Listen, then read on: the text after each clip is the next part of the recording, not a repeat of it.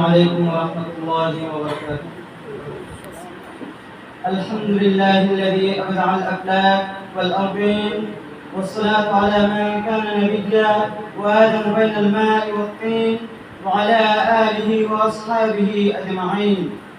أما بعد، فأعوذ بالله من الشيطان الرجيم. بسم الله الرحمن الرحيم. إنه من يشرك بالله فقد حرم الله عليه الجنة ومأواه النار وما للظالمين من أنصار। ঐতিহ্যবাহী উত্তর চট্টগ্রাম হাটহাজারী থানার অন্তর্গত বহুল আলোচিত দ্বীন শিক্ষা নিকেতন আল মাদ্রাসাতুল মাহমুদিয়া মাদ্রাসার উদ্যোগে আয়োজিত আজকের এই সিরাত সেমিনার সম্মানিত উপস্থিতি, বিদগ্ধ উপস্থাপক ও উপস্থিতি সুধীবৃন্দ, আজকে আমার আলোচ্য বিষয় হলো মাজার পূজারী ইসলামের নামে ভণ্ডামি। অত্যন্ত গুরুত্বপূর্ণ এই বিষয়টি নিয়ে কোরআনের সুন্নাহর আলোকে আপনাদের সামনে প্রয়োজনীয় কিছু আলোচনা করতে চাই। ওয়া তাওফীক ইল্লা বিল্লাহ।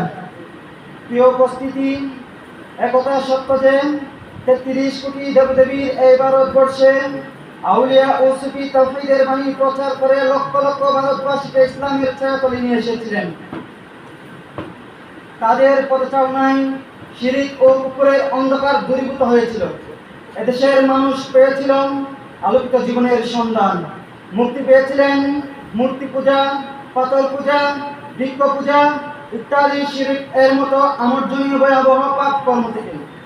আজমিরের খাজা মুহিনুদ্দিন চিশতি রহমাতুল্লাহ আলাইহি থেকে শুরু করে সিলেটের হযরত শাহজালাল ইয়ামি রহমাতুল্লাহ আলাইহি পর্যন্ত ভারতবর্ষের বিভিন্ন অঞ্চল তাদের অসীম ত্যাগ ও কুরবানির বদৌলতে আজ আমরা মুসলমান, এক আল্লাহ হতে বিশ্বাসী। কিন্তু অত্যন্ত পরিতাপের সঙ্গে বলতে হয় যে ঈদের মশাল হাতে দেশ দেশান্তরে বেরিয়েছিলেন, দীক্ষা দিয়েছিলেন এক আল্লাহর ইবাদতে। সেই তাদের মাজারগুলো আজ পরিণত হয়ে শিরক ও কুফরের আড্ডাখানায়। সিজদা, নজর, মান্নত, নাচ গান, ঢোল বাদ্য, আলোকসজ্জা, হাজত, প্রার্থনা ও ঔষের নামে মেলার আয়োজন ইত্যাদি এমন কোনো কুসংস্কার বাকি নাই যে মাজারগুলিতে হচ্ছে না। প্রিয় উপস্থিতিগণ, পুরুষের সঙ্গে তাল মিলিয়ে নারী জিয়ারতকারীদের সংখ্যা দিন দিন বৃদ্ধি পাচ্ছে। নারীরা মাজারে যায় বিবাহ হওয়ার জন্য, সন্তান পাওয়ার জন্য, অথচ নারী জিয়ারতকারী ও কবরে আলোকসজ্জাকারীদের প্রতি হাদিস শরীফে অভিশাপ এসেছে।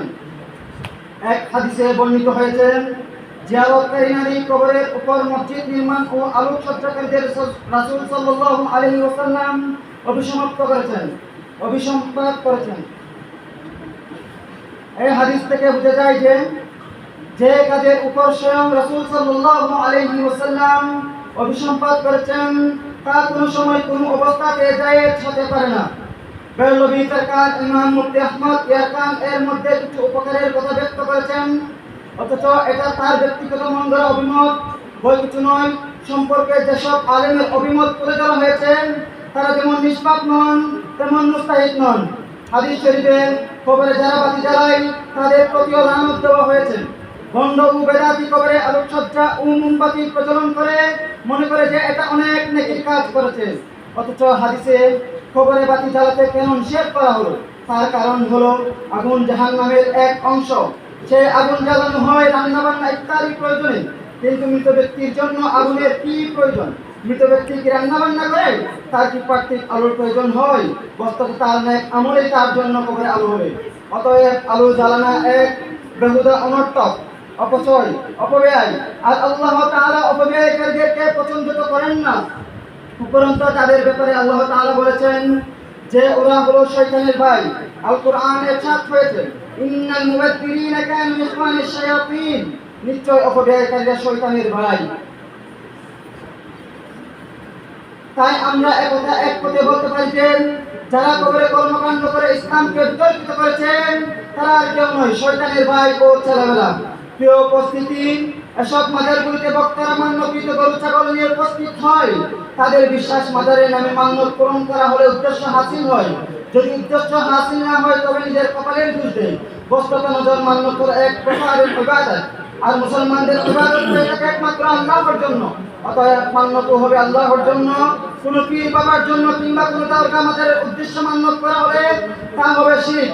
যারা শিরকের মতো পাপে লিপ্ত হয় তাদের ব্যাপারে আল কোরআনে বলেছেন ইন্নাহু মান ইউশরিক বিল্লাহি ফাকাদ হারামাল্লাহু আলাইহিল জান্নাতা ওয়া মাওয়াহুন নার ওয়া মা লিয-যালিমিন মিন আনসার। নিশ্চয় যে ব্যক্তি আল্লাহর সঙ্গে অংশীদার সাব্যস্ত করেন আল্লাহ তার জন্য জান্নাত হারাম করে দেন এবং তার বাসস্থান হয়ে জাহান্নাম। অত্যাচারীদের কোনো সাহায্যকারী নেই। চট্টগ্রাম, সিলেট সহ দেশের বিভিন্ন মদের বিশিষ্ট উদের মৃত্যু দিবসকে কেন্দ্র করে পুরুষের বিপক আয়োজন করা হয় এবং সেই পুরুষের কলেজের অসংখ্য লোকের সমাগম ঘটে। বক্তারা দূর দূরান্ত থেকে গরু, মহিষ, ছাগল, ভেড়া, চাল, ডাল নিয়ে হাজির হয়। মাজার প্রাঙ্গণে ও তার আশেপাশে বসে জমজমাট মেলা, তার সঙ্গে ঢোল, তবলা, গান বাদ্য তুমুল হইচইয়ের মধ্যে দিয়ে পালিত হয় উরস দিবসটি।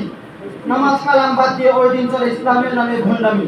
তাই তো আক্ষেপ করে হযরত শাহ ওয়ালিউল্লাহ মুহাদ্দিস দেহলভী রাহমাতুল্লাহ আলাইহি বলেছিলেন, তৎকালীন মুশরিকদের আকীদা ও আমল এবং তাদের সামগ্রিক অবস্থার চিত্র যদি দেখতে চাও, এ যুগের সেই অগ্রলোকদের প্রতি তাকাও যারা আমাদের ও বুজুর্গদের স্মৃতি বিজড়িত স্থানে নানা ধরনের শিকারে লিপ্ত হয়েছে।